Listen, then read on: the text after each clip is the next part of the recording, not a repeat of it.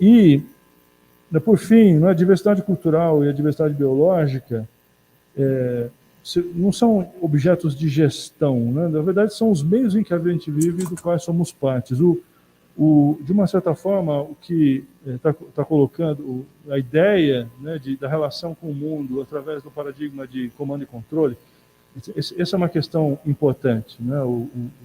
A arquitetura do conhecimento baseada no comando e controle implica uma série de coisas a respeito da própria maneira como a gente entende conhecimento, né? O que não só a eficácia do conhecimento para lidar com os desafios, mas também a maneira como o conhecimento se coloca como uma certa monocultura extensiva de pensamento, né? E que todos precisam estar alinhados nos seus conceitos fundamentais. O ponto aqui é necessário efetivamente que o planeta inteiro pense da mesma maneira, promover uma monocultura de pensamento para que a gente possa lidar com o desafio climático planetário, né? É necessário educar um xamã amazônico, que o mais importante que está acontecendo na história humana agora é uma molécula chamada carbono, né? Enquanto o xamã percebe efeitos, tem efeitos mais amplos, tem ideias mais complexas, não objetifica as relações e o mundo da mesma maneira como a gente objetifica, né? E aí, o exemplo que eu dou para encerramento é o seguinte: em 2016 teve uma manifestação imensa nos Estados Unidos, na Dakota do Norte, junto ao povo Sioux, em Standing Rock, que era um protesto contra a construção de um oleoduto que ia destruir o território sagrado dos Sioux, né? Isso virou, né, um movimento político nacional e várias lideranças indígenas se juntaram ali e uns artistas, né, de Hollywood voaram ali para a Carolina do Norte para participar do protesto. Então você via ali o pessoal marchando, tinha o Leonardo DiCaprio do lado de um ancião Sioux, marchando juntos, né? E você perguntasse para o Leonardo DiCaprio: o que você está fazendo aqui? Ele diria: o carbono precisa ficar soterrado. Se você perguntasse para o ancião Sioux: o que você está fazendo aqui? Ele ia dar uma explicação sobre o que significa território sagrado. A pergunta é se é necessário e mesmo produtivo que algum tipo de horizontalização do pensamento seja produzido num contexto como aquele, né? Então, essa é a questão, né? A busca por acordos pragmáticos em que se possa agir em colaboração sem necessariamente, né, promover uma redução da diversidade de pensamento, que o próprio ODS, num outro capítulo, reconhece como patrimônio a ser preservado, né? Então, o ponto aqui é que, para a gente agir em parceria com tudo, que precisa ser parceiro, e o argumento aqui é que, muito mais do que os humanos precisam ser parceiros nas parcerias que vão fazer isso tudo funcionar, né? Outras formas de vida, né, precisam ser parceiros também, e isso vai ser parte dos meios de implementação necessariamente. Então, a gente precisa caminhar do contrato social ao contrato natural, como dizia o pensador Serres, francês, né? Obrigado.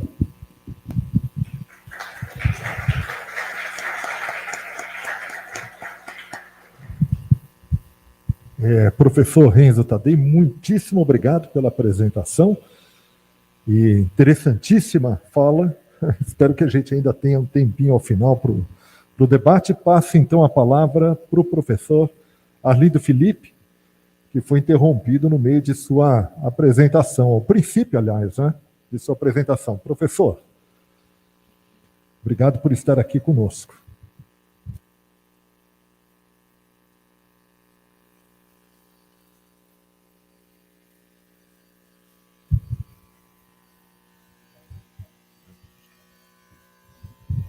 Microfone está mudo, Arlindo. Professor, microfone. Prontinho, muito obrigado, né, por lembrar aqui do microfone fechadinho e, ao mesmo tempo, dando continuidade, então, à nossa conversa, né? Eu gostaria de destacar algumas questões institucionais no contexto do Brasil, que possam realmente ser a base para que nós possamos ampliar os nossos graus de efetividade nas políticas públicas e no campo dos institutos de pesquisa e nas nossas universidades, nós possamos avançar com relação ao desenvolvimento de pesquisas e de formação e qualificação de recursos humanos para essa atividade. Então, quando nós olhamos a partir como eu estava mencionando, a partir de Estocolmo de 72, nós tivemos alguns reflexos importantes. Por exemplo, que eu gostaria de destacar dois, que foram, em 1981, a promulgação da Política Nacional do Meio Ambiente, especificamente em 31 de agosto de 1981, que criou, né, a Política Nacional do Meio Ambiente, criou o Sistema Nacional do Meio Ambiente, e, nesse aspecto, também criou a estrutura de conselhos de meio ambiente na própria Política Nacional do Meio Ambiente. Tanto a política, na Política Nacional, tanto o Conselho Nacional do Meio Ambiente, o CONAMA, como também a interiorização que está colocada no sistema para funcionar. Ele tem, então, os estados, com os órgãos ambientais estaduais, e também tendo o Conselho Estadual do Meio Ambiente, e, no caso, os municípios, com a criação dos órgãos ambientais e uma parcela já significativa de municípios que têm os conselhos municipais de meio ambiente. O que é importante destacar desses conselhos?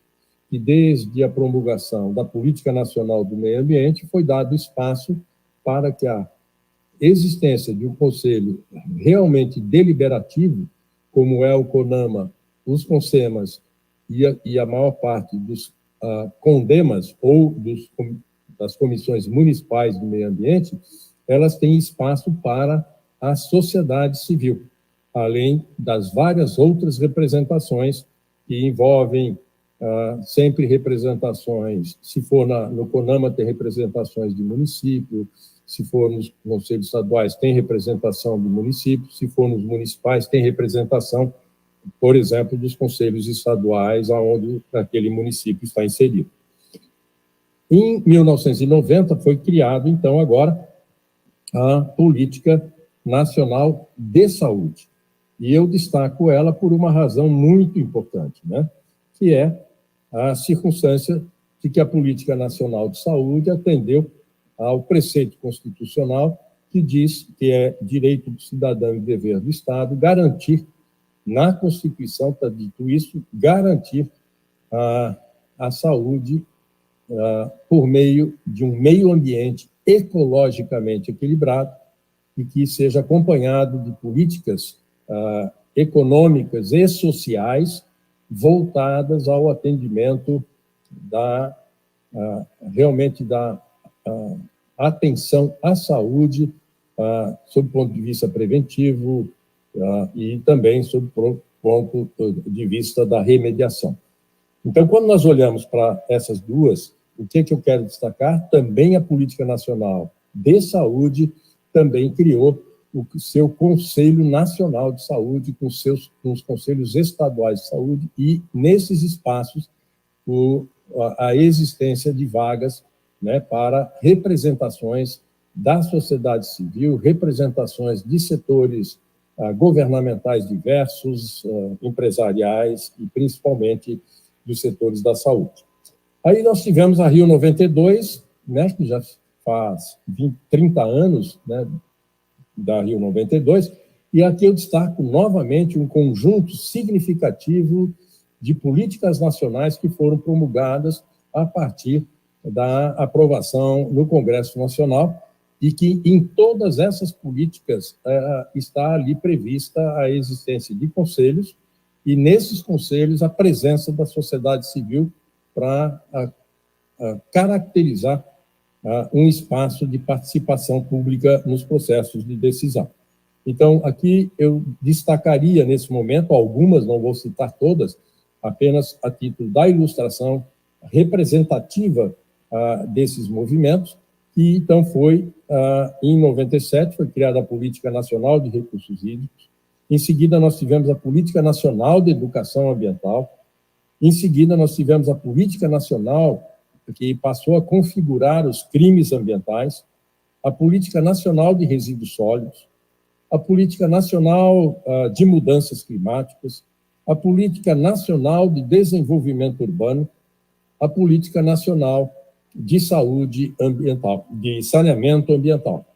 Então, olhando para esse conjunto, e vou ficar só neles, em todas essas políticas nacionais, eu repito a existência de conselhos com espaço para as representações de vários setores, entre eles da sociedade civil organizada. Olhando para isso, portanto, nós poderíamos caracterizar que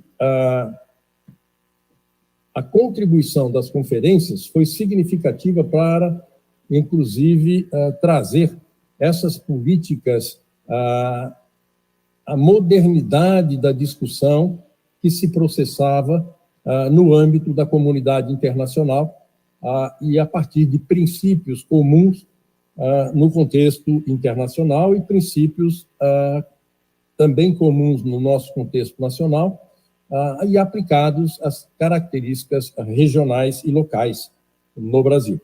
No caso, quando nós olhamos para isso, portanto, é o primeiro componente. O segundo componente é que nós temos, por meio de todas essas políticas, a institucionalização da questão ambiental no país está claramente colocada pelo Sistema Nacional do Meio Ambiente, né?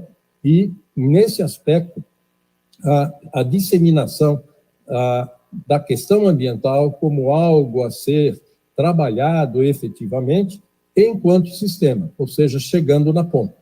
E aí nós podemos ter, né, clara consciência de que nós temos o Ministério do Meio Ambiente e o Conselho, que temos, inclusive, algumas dificuldades no momento de entender as mudanças que andaram sendo feitas nesse espaço e a necessidade de atuação para que consiga se reverter os quadros dessas representações. E com isso, tornar efetivo o que a própria Constituição brasileira diz e, naquilo que a Constituição brasileira diz, a regulamentação feita pelas políticas nacionais aprovadas pelo Congresso Nacional e promulgadas pelos diversos governos federais. No caso, quando nós olhamos para isso, os municípios estão funcionando dentro dessa premissa, cada qual com a sua institucionalidade instalada, assim como os municípios, que hoje são mais de 2.000 municípios que têm secretarias de meio ambiente, abrangendo naturalmente todas as grandes cidades brasileiras, os grandes municípios e os médios municípios, e vários pequenos municípios também tendo as suas preocupações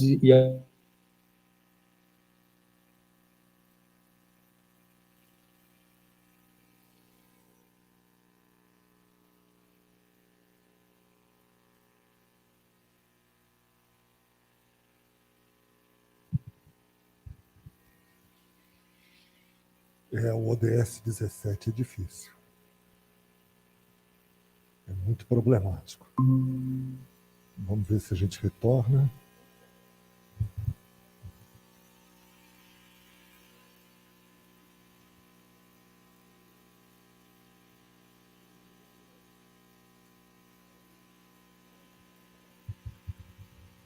Professor Arlindo, o senhor está aí ainda? Bravamente. Professor, caímos novamente aqui na Unicamp. Não é usual, mas... Professor Eduardo.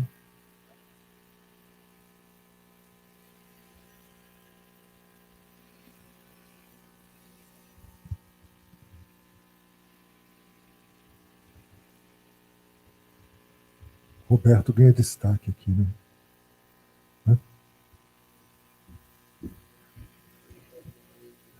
Eu acho que é isso. Tá certo. Sem problema. Bom.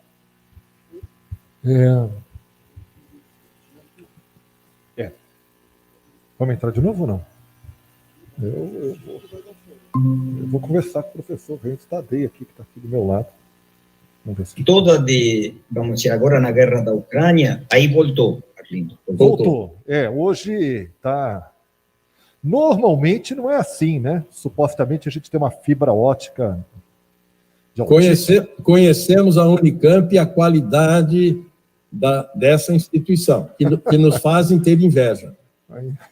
Desculpa, professor, vamos tentar novamente. A gente vai ouvindo o senhor de forma fragmentada, mas a gente está concatenando tudo aqui. Posso continuar, então? Por favor, muito obrigado. Hein? Então, nesse contexto, eu destacaria, portanto, o fato de que nós temos um sistema institucionalizado. Eu estava chamando a atenção porque nós tenhamos alguns dos desafios que eu pretendo apontar ao final, já inclusive como aqueles que são cruciais e que terão que ser realmente enfrentados, né? No sentido de conseguir avançar. Depois disso, outra coisa importante que nós temos, como já vimos, até pela existência de todas essas políticas nacionais, nós, juntamente com esse aparato institucional, nós temos um arcabouço legal muito claramente colocado no país. Arcabouço esse constituído por um conjunto de leis federais, que são as que eu citei inicialmente, tem as leis também estaduais, né, com essas questões colocadas dentro do contexto regional, e também certas leis que são colocadas até no contexto municipal, o que leva, portanto, também à existência de políticas locais. E, ao olharmos para isso, se nós temos um aparato institucional, se nós temos um arcabouço legal, se nós temos isso previsto enquanto funcionamento de maior envolvimento da sociedade, nós temos que também deixar caracterizado que há fontes de financiamento para fazer muitas coisas. Ou seja, nós temos os orçamentos da União, dos estados e dos municípios que podem e têm, né, previsões orçamentárias colocadas para as questões ambientais. Infelizmente, nas áreas ambientais, normalmente o percentual do orçamento aplicado às áreas ambientais tem sido, às vezes, extremamente reduzido, o que, inclusive, cria depois as dificuldades que, às vezes, até a própria sociedade, às vezes, reclama de algo, mas tem que reclamar por conta do orçamento que tem sido reduzido para essas questões, que tem a ver com a velocidade com que, por exemplo, ao se encaminhar empreendimentos para o licenciamento ambiental, às vezes há um espaço de tempo, de demora, que tem a ver, inclusive, com a própria entrega da documentação ou do projeto com fragilidades e que o corpo técnico pede, né, para fazer as atualizações e, principalmente, arrumar coisas que, às vezes, chegam. E dentro desse aspecto também, naturalmente, o número de funcionários habilitados e capacitados para essas funções, funcionários esses que precisam de anos de formação para exercerem essas funções de avaliar projetos e dar realmente as condições de emitir os pareceres para serem apreciados depois nos conselhos de meio ambiente para aprovação, quando são aqueles de maior porte, e quando são os de menor porte, poder fazer também, né, os pareceres deferindo aquelas solicitações. Então, olhem que, a partir desse momento, nós temos também que caracterizar que nós temos sistemas de informação institucionalizados, mas ainda frágeis na recepção das informações que permitiriam, efetivamente, você fazer um acompanhamento mais de perto e que esse monitoramento traz condições, se houver a informação, de fazer avaliação das políticas públicas que estão sendo implementadas em relação às suas efetividades. E aí, possamos, por meio dessa avaliação, retornar à sociedade civil e, ao contribuir para a definição de uma série de políticas, ele também, essa população, possa e deva ter o retorno da administração pública com transparência sobre os resultados dos investimentos feitos a partir desses projetos e dessas intervenções. Nesse aspecto, portanto, há também cada vez mais clareza para políticas empresariais e podemos até aqui chamar a atenção para a existência, hoje, nos setores empresariais mais sérios já a aplicação dos princípios do ESG, né, das questões ambientais, das questões sociais e das questões da governança. E que, à medida que essas empresas estão fazendo isso, a prestação de contas não dá mais para fazer com um mero relatório.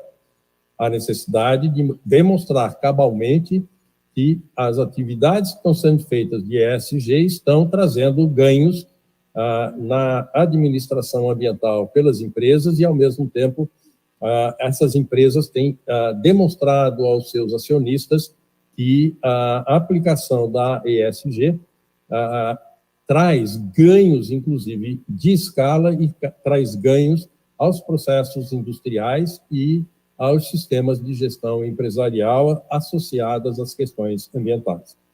Portanto, quando nós olhamos para esse conjunto de coisas, um novo campo de conhecimento acabou surgindo, né, ao longo desse tempo, caracterizando-se como o campo das ciências ambientais, mas não é exclusivo das ciências ambientais. Naturalmente, tudo isso que nós estamos falando, ao tratar da questão da sustentabilidade, dos objetivos do desenvolvimento sustentável, nós verificamos, né, que eles têm conexão direta com todas as áreas do conhecimento, né, de A a Z, né, de astronomia, inclusive ciências da atmosfera, tratando das questões climáticas, até zoologia, né, que tem implicações relacionadas também com as questões climáticas, novamente, apenas para citá-las.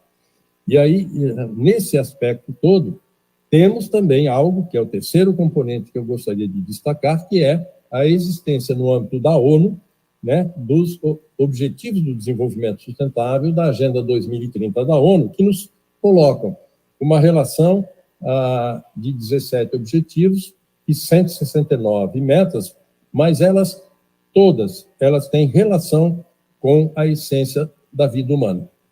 E da vida não humana também, porque lá está tudo isso também previsto.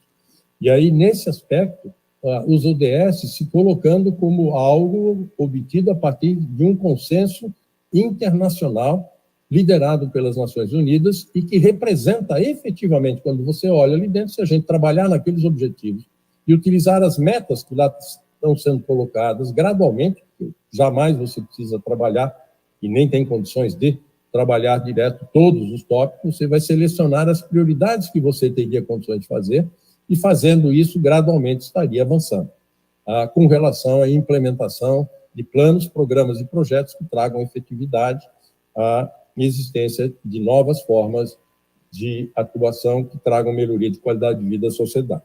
E é claro que os ODS, elas colocam, né, os ODS colocam com clareza a necessidade da interação que deve haver entre o Estado, o mercado e a sociedade civil, como esferas complementares e que, para funcionamento adequado, há que se aumentar o diálogo entre estes setores.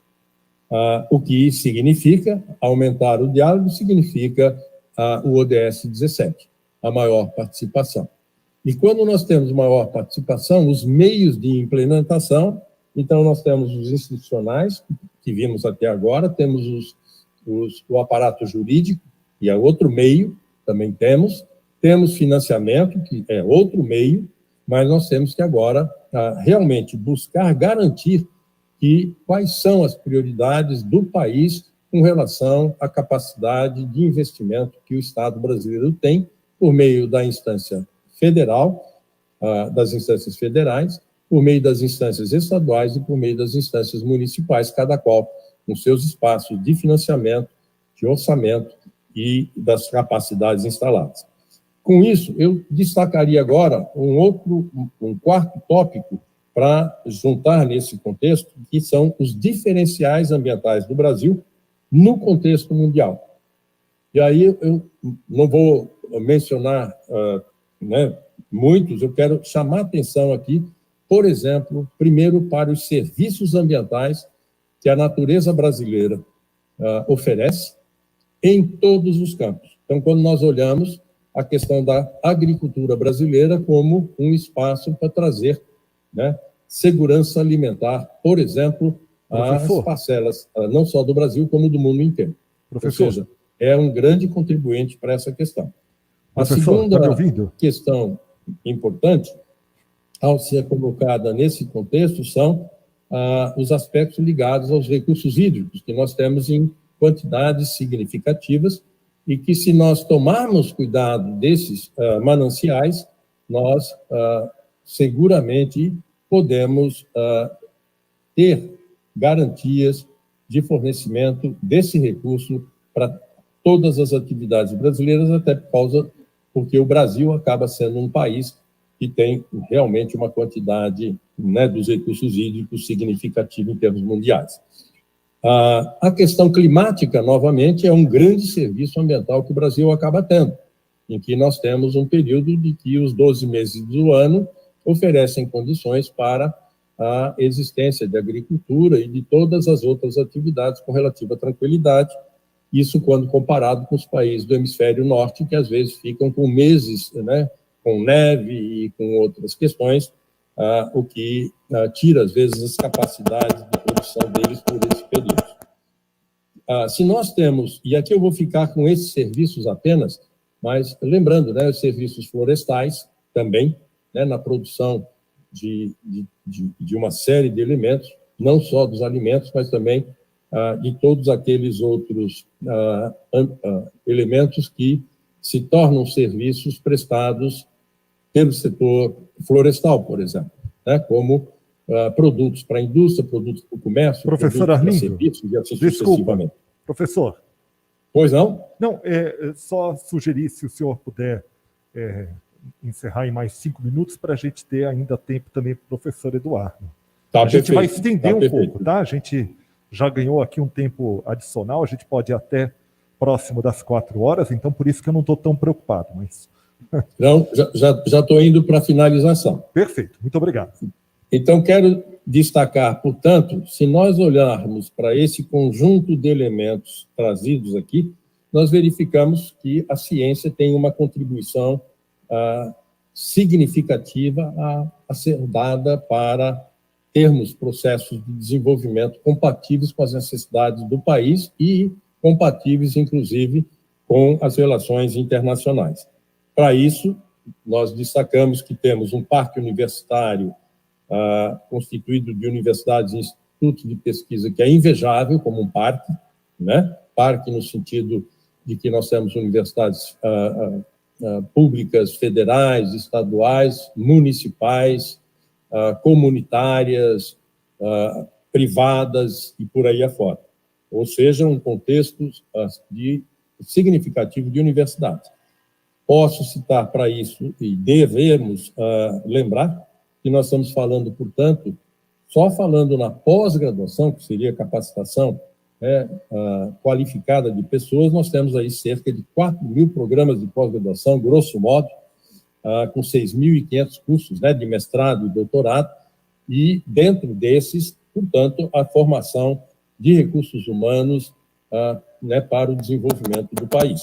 E nesse aspecto, nessa formação, destacar que nós temos cerca de 280 mil alunos matriculados, né, nos programas de pós-graduação desse país, que estão espalhados e distribuídos efetivamente em todos os estados brasileiros. Quando nós olhamos para isso, quero colocar algo para finalização agora, né, disso, a circunstância de que, se nós temos todo esse conjunto de coisas, aonde estão os nossos principais desafios?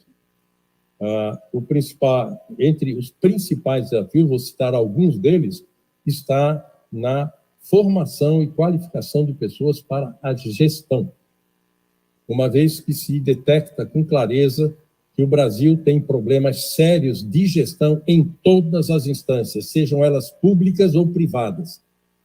As empresas estão sofrendo com isso, pessoas qualificadas para o exercício da gestão.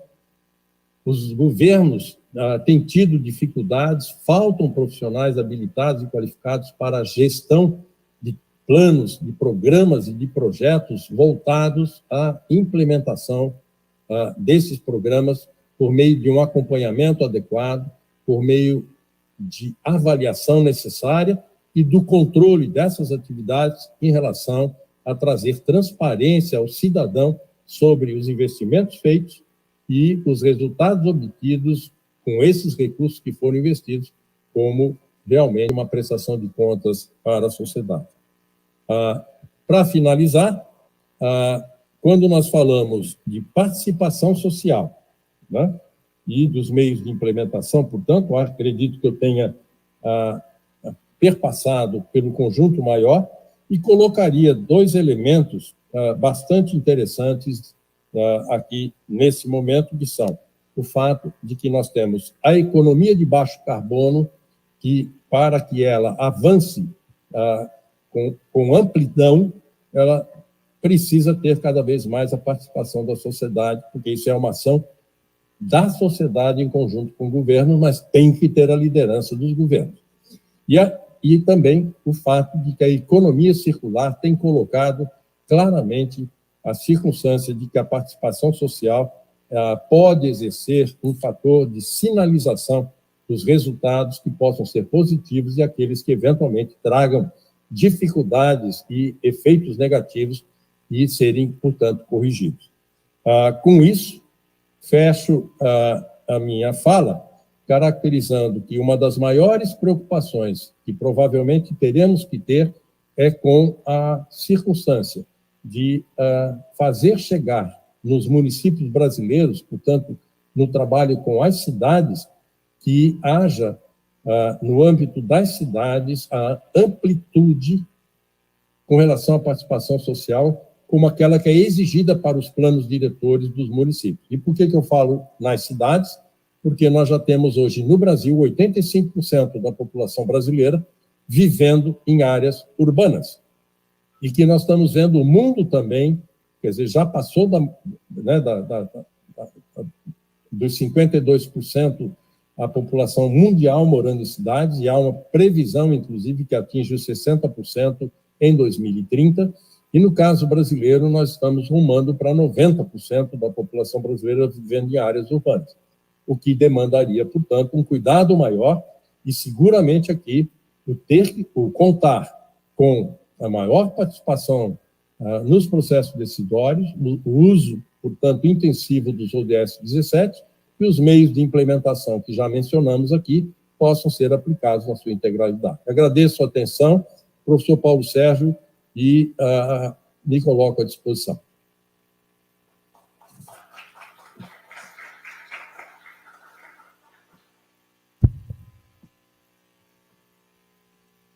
Muitíssimo obrigado, professor Arlindo, Felipe, foi excelente essa apresentação.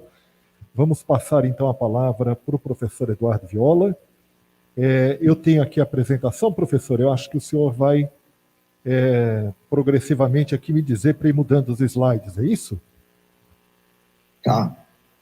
Você tem, a apresentação não vai aparecer aí na minha tela? Vai aparecer sim, quer ver? Veja, vamos ver se vai dar certo aqui.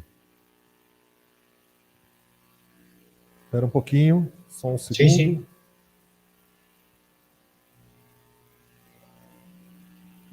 Tela inteira?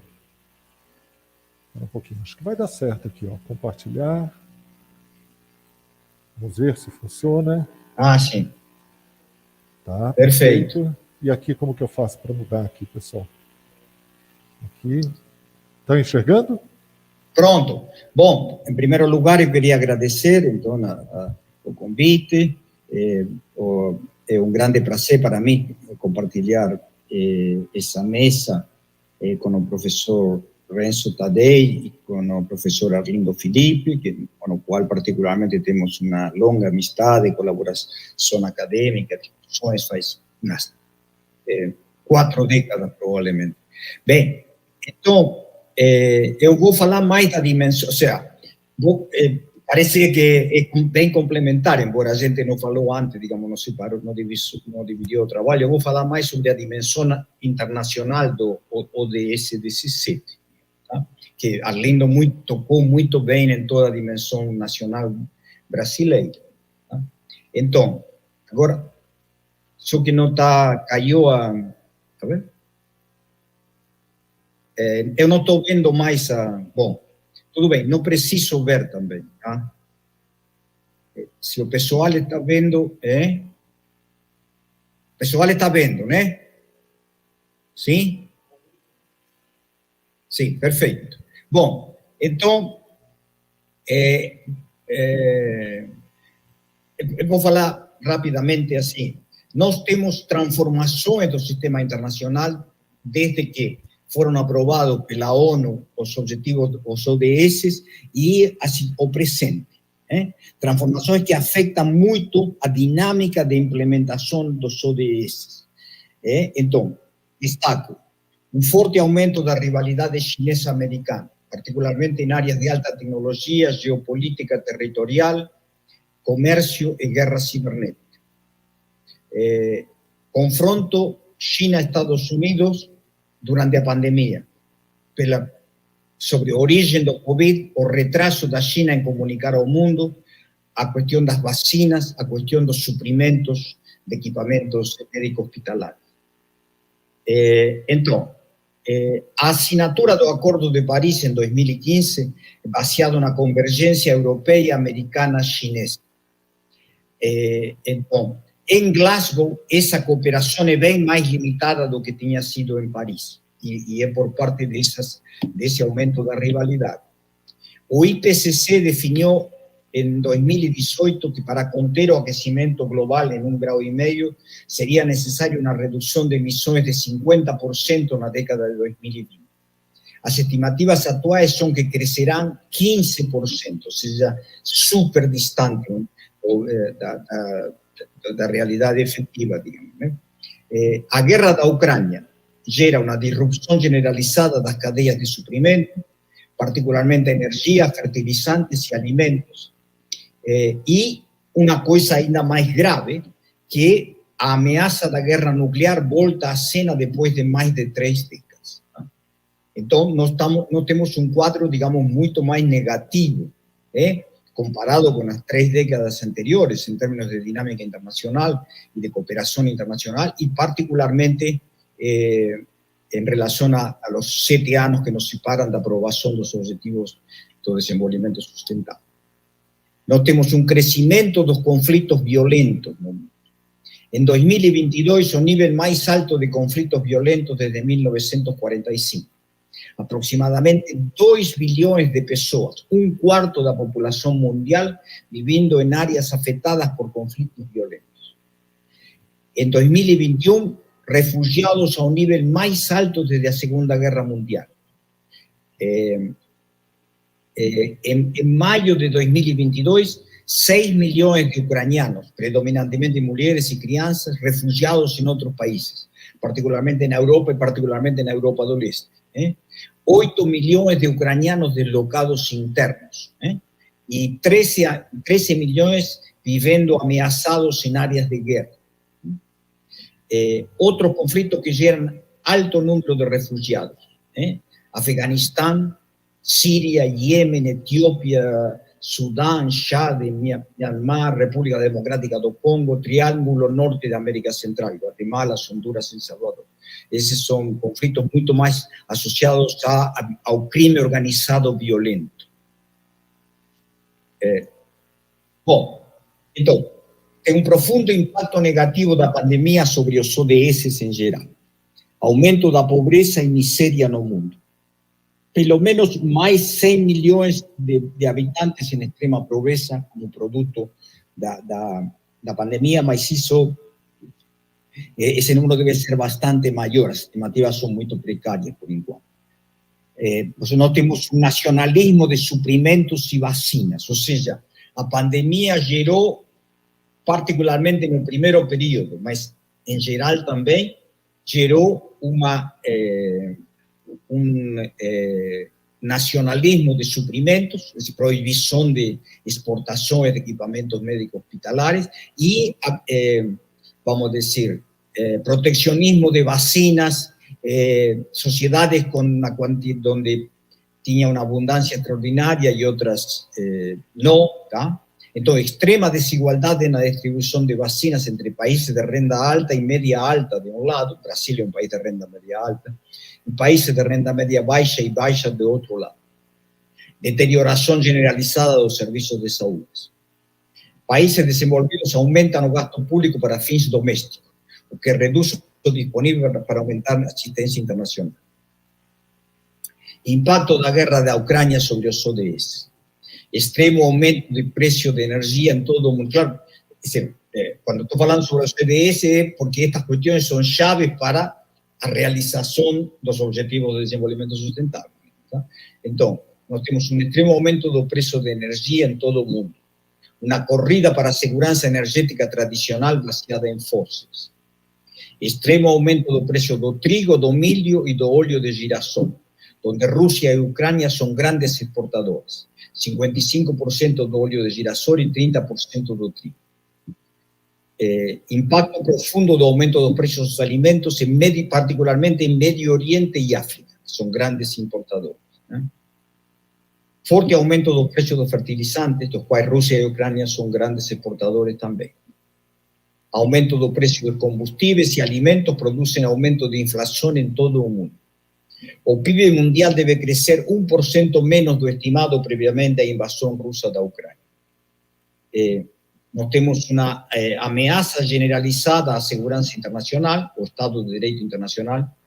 Pela primeira vez desde o fim da Segunda Guerra Mundial, um país, Ucrânia, é ameaçado de desaparecer pela invasão de uma grande potência. Então, esto que alguns dos pontos que vou falar agora estão no informe, digamos, para o secretário-geral das Nações Unidas sobre o progresso nos Objetivos de Desenvolvimento Sustentável. Esse informe foi publicado, digamos, em janeiro deste ano, ou fevereiro, não me lembro bem, tá? Então, por exemplo, os fluxos líquidos de assistência para o desenvolvimento foram de 177 bilhões em 2021 de dólares, né? Um aumento de 3% em termos reais em relação a 2020, atingindo um novo pico. Isso equivale a 0,33% da renda nacional bruta combinada dos doadores, os países desenvolvidos, tá certo? Embora inclua aí também países como a China.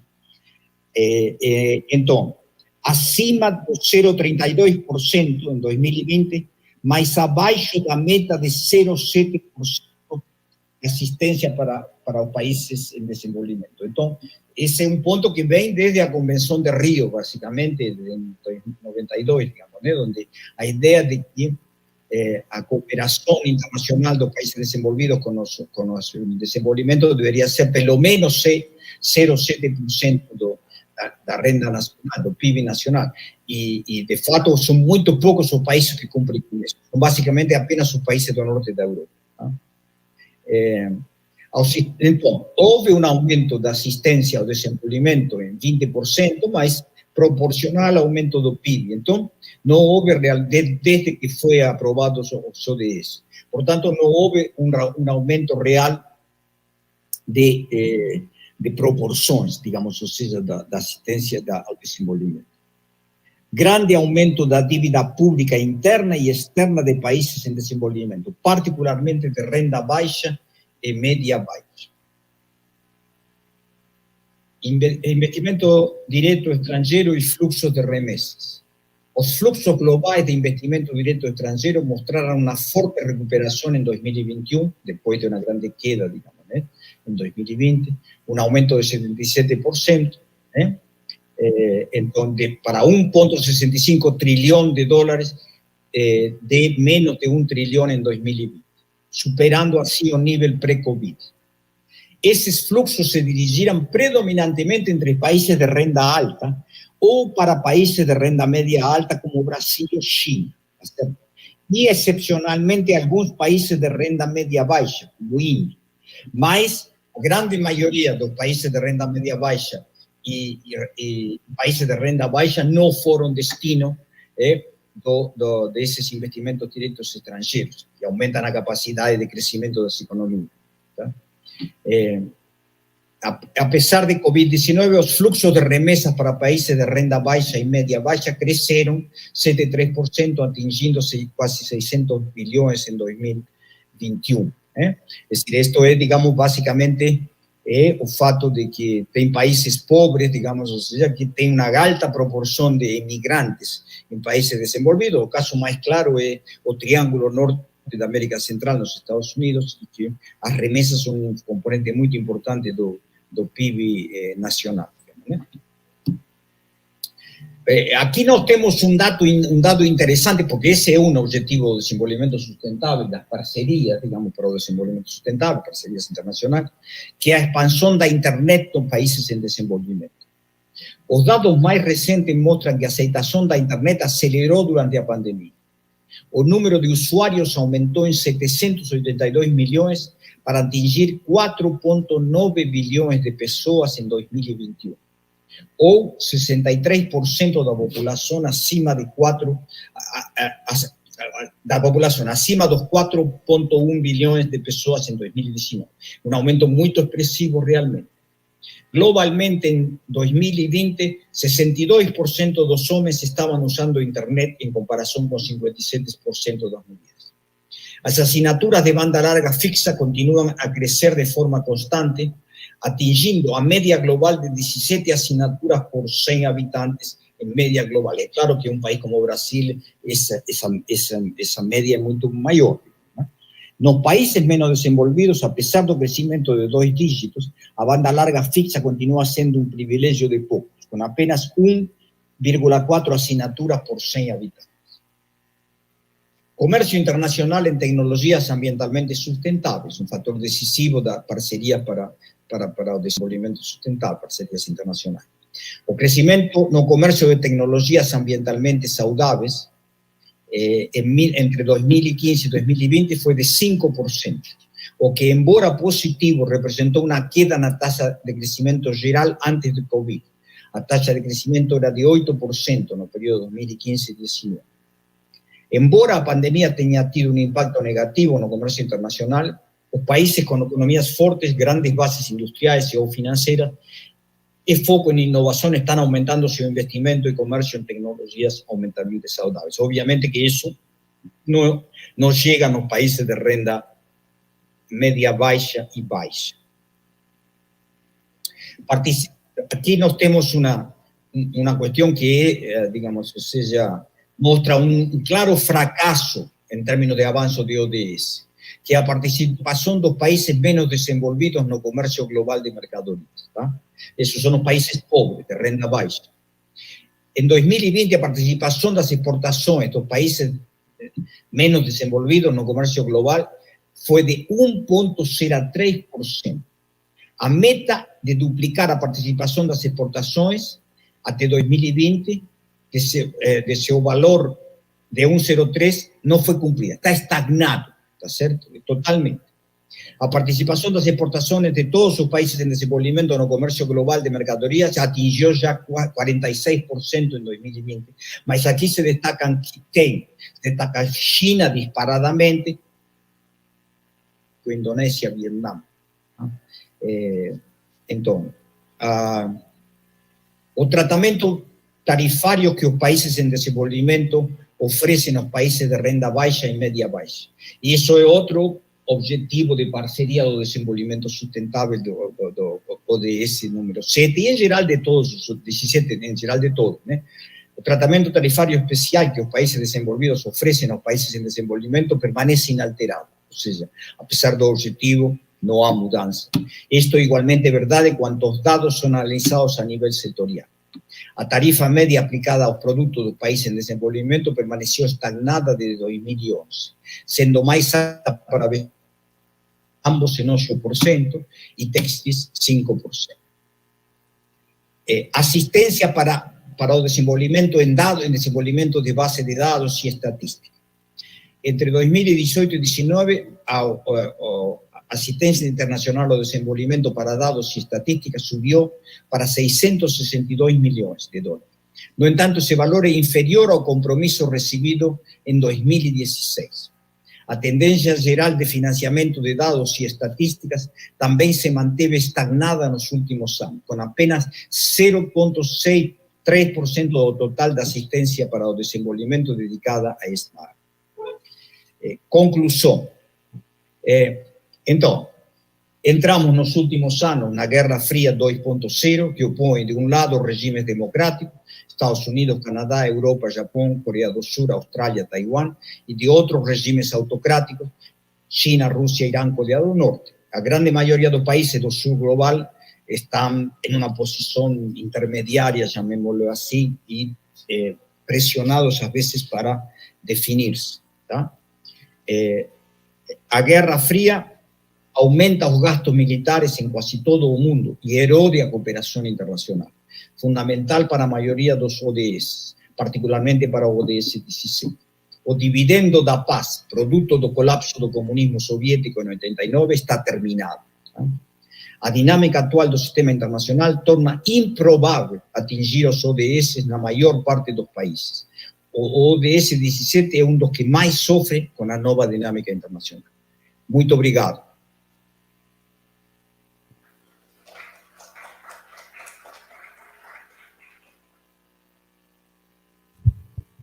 Muito obrigado, professor Eduardo Viola. Foi muito interessante essa apresentação também. Infelizmente, eu acho que devido aqui ao adiantado da hora, nós não vamos ter tempo, como tradicionalmente teríamos, para questões, porque daqui a poucos minutos a gente passa aqui para a cerimônia do encerramento, né? Então a gente adiantou um pouquinho aqui o nosso horário, quando teremos a mesa de encerramento dedicada à ciência e sociedade em diálogo pela sustentabilidade. Vai ter a mediação do professor Fernando Coelho e como debatedores Maria Tereza Egler Mantoan, o professor Carlos Henrique Brito Cruz e o Sérgio Besserman Viana, da PUC do Rio. Eu quero mais uma vez manifestar aqui a nossa gratidão pela presença de vocês três, professor Arlindo Felipe, Eduardo Viola e professor Renzo Tadei.